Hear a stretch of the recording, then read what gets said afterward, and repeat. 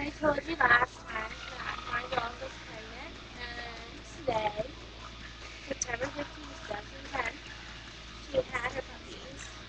So far, there are four. One pure white dog, one pure white one that is a pit bull, colored, and then we have three pups.